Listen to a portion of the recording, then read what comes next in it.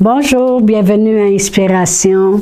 Eh bien, c'est toujours un grand plaisir pour moi de savoir qu'il y a des gens qui écoutent ces capsules et surtout qu'est-ce que ça peut faire à l'intérieur de vous. Parce que lorsque je les prépare, j'ai toujours dans mon cœur que c'est exactement appointé pour répondre à bien des questions et instruire et aider les gens à pouvoir avoir la victoire et marcher en plus que vainqueur. Amen. Alors, les titres de ces capsules pour le mois de octobre, c'est « Passons de l'autre bord ». OK? Allez, on prend nos textes vraiment dans Luc 8, versets 22 à 26 et dans Marc 4, versets 35 à 41. Et c'est au sujet de Jésus qui dit à ses disciples, « Passons de l'autre bord ». Puis là, ils ont embarqué dans la barque et tout d'un coup, le vent, les flots se sont élevés, le tourbillon, la barque se remplissait. Jésus, lui, il dormait.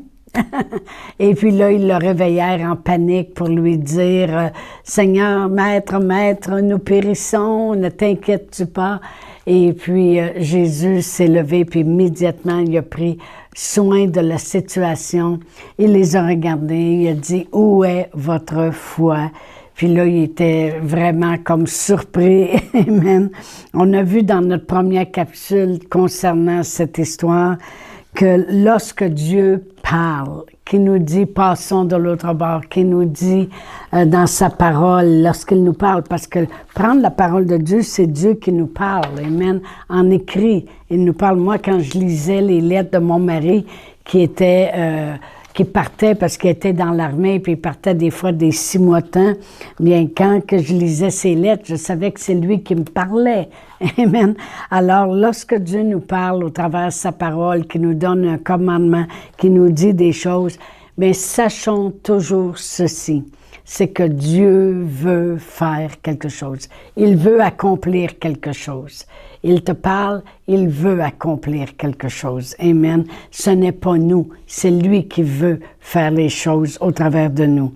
Et que dans notre deuxième capsule, lorsqu'il leur a demandé « Où est votre foi? » parce qu'ils l'ont réveillé en panique, parce qu'ils périssaient, puis ils disaient « Toi, tu t'inquiètes pas de ce qu'on périt. » Mais à cause des circonstances qui s'élèvent, ça va créer toujours la peur. Les circonstances sont là pour toujours s'amplifier un but, créer la peur. La peur, c'est l'opposé de la foi.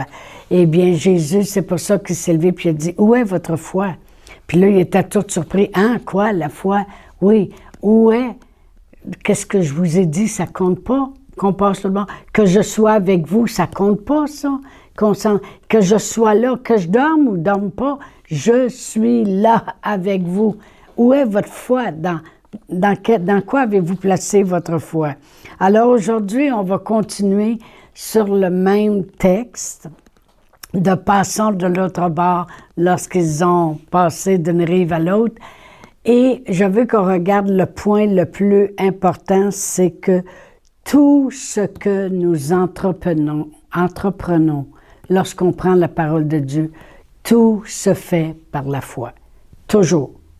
Lorsque Jésus dit « Ne négligez pas de vous assembler », mais toi, tu pars de chez vous puis tu viens à l'Église.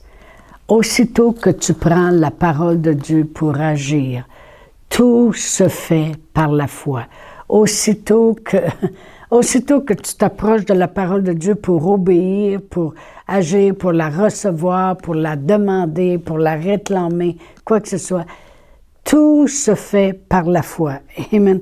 Lorsqu'on demande quelque chose, lorsqu'on obéit à la parole de Dieu, lorsqu'on entreprend quelque chose, la parole de Dieu nous le dit elle-même, le juste y vivra par la foi.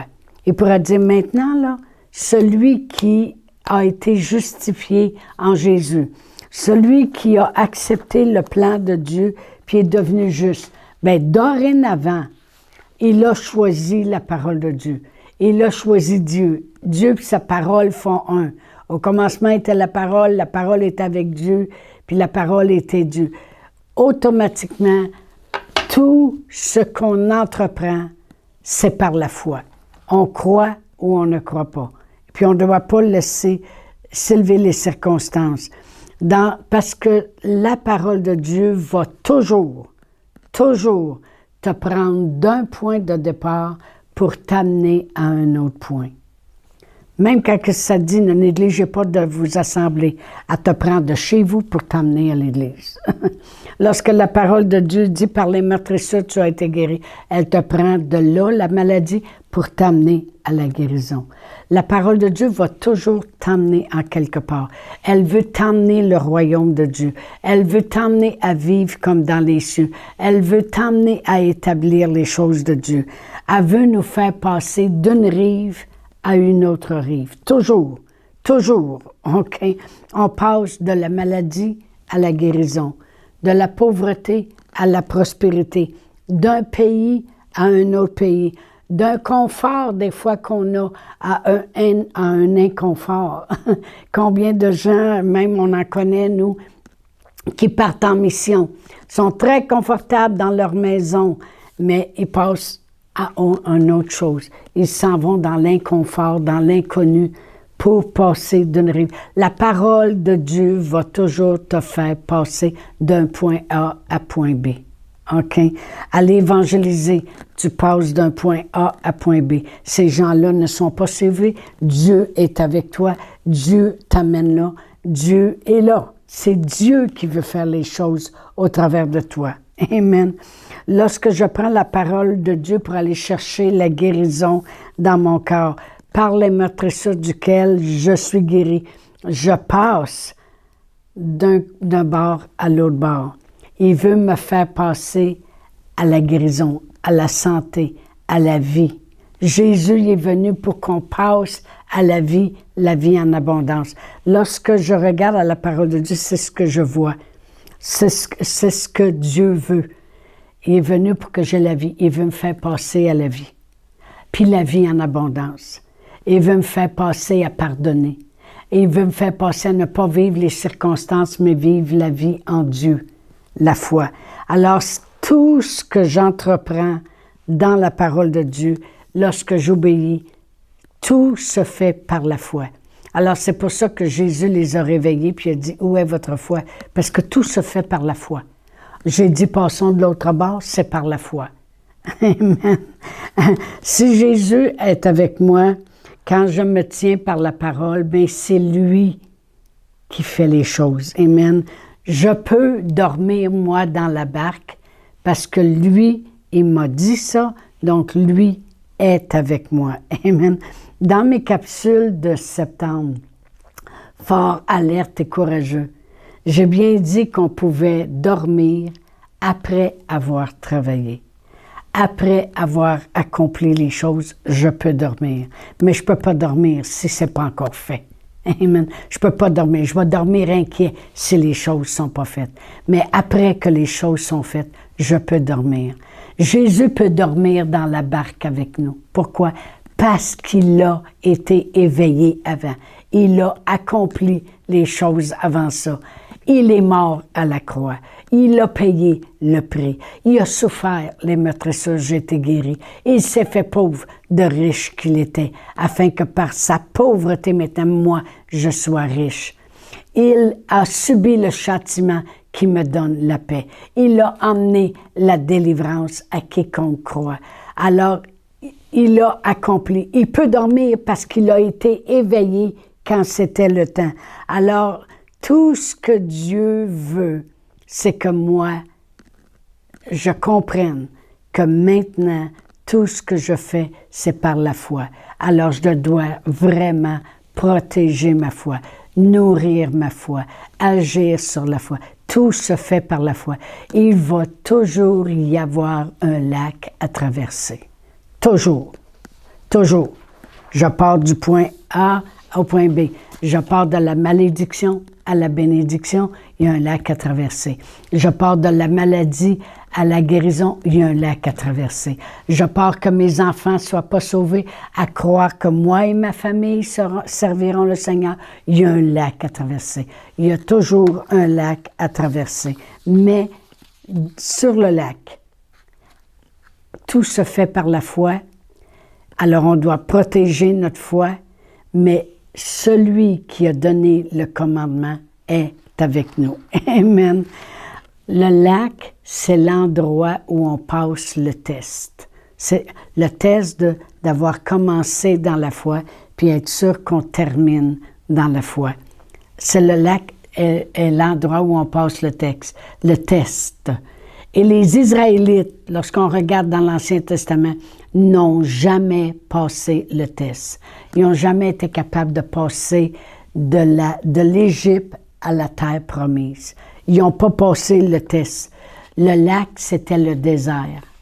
Est-ce qu'on est capable de faire confiance à Dieu? Dieu il aurait pu leur demander lorsqu'il manquait d'eau, « Où est votre foi?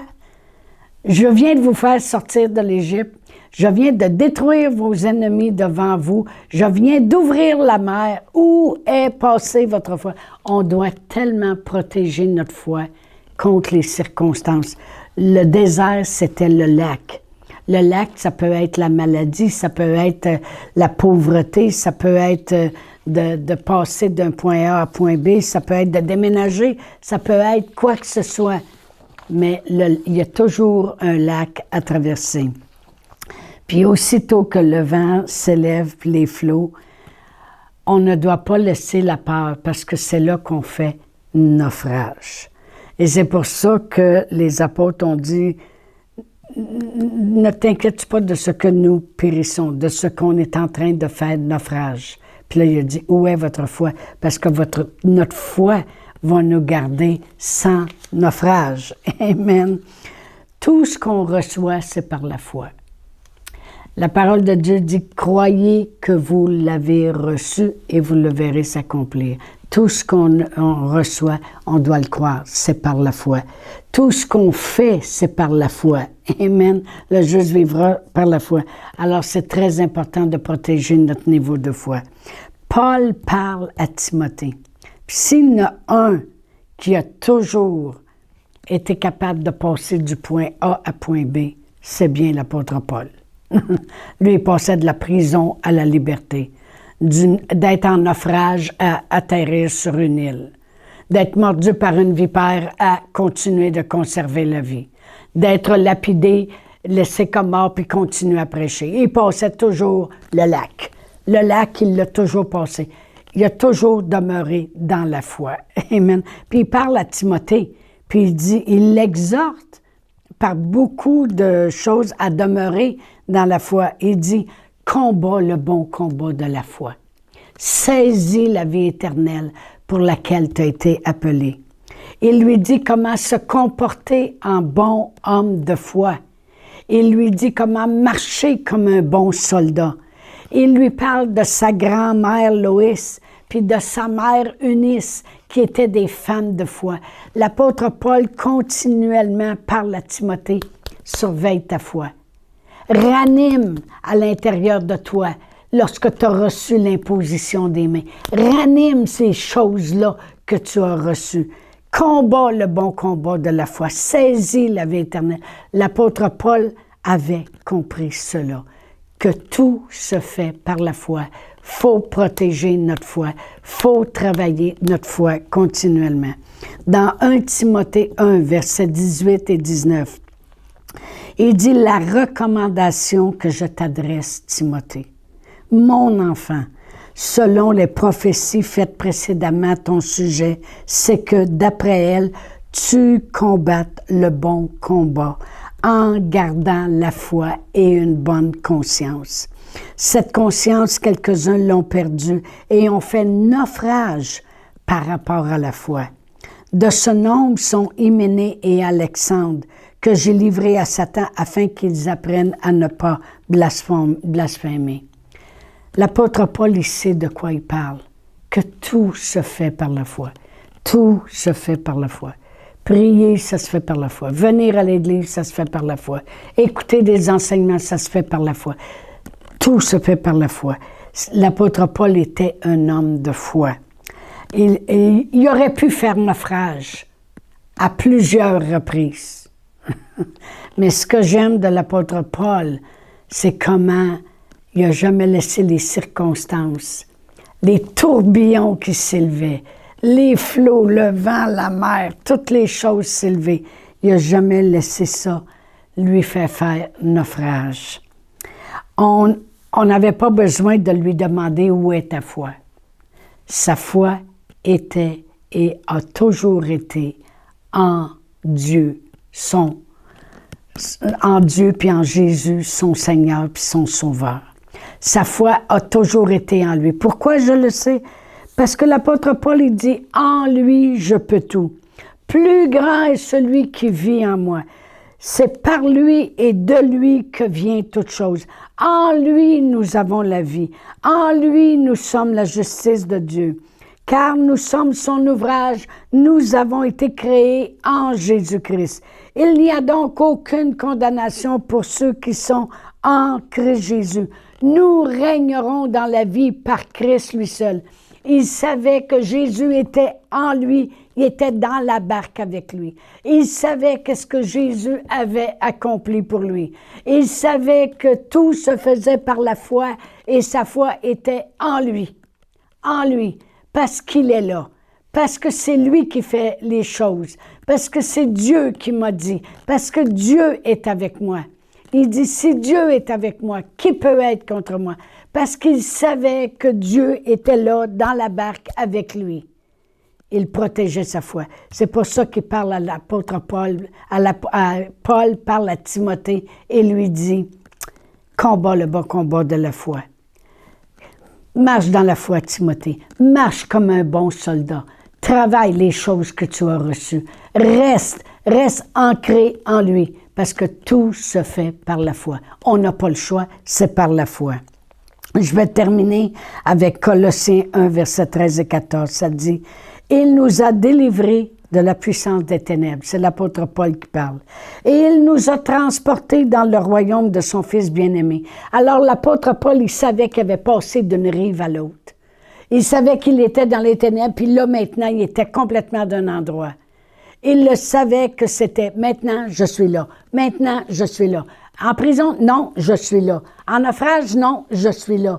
Mordu par une vipère, non, je suis là. Il savait où il était rendu. Il savait qu'avec Jésus, il avait passé du point A à point B, que Jésus est avec lui, puis en lui, il peut tout. Alors il dit, il nous a transportés dans le royaume de son Fils bien-aimé, en qui nous avons la rédemption par son sang, la rémission des péchés.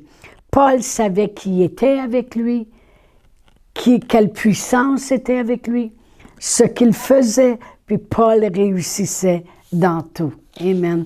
Alors, tout se fait par la foi. Alors, qu'elle soit petite ou grande, on commence dans la foi et on doit continuer dans la foi pour se rendre de l'autre côté. Alors, je vous dis à mercredi prochain. Chantal Paulus est avec vous tous les jours du lundi au vendredi sur Facebook et YouTube. Vous pouvez écrire à Chantal en privé sur Messenger. Si vous avez manqué une capsule, retrouvez-la sur la section vidéo de Facebook ou sur YouTube si vous désirez faire un don par Interac.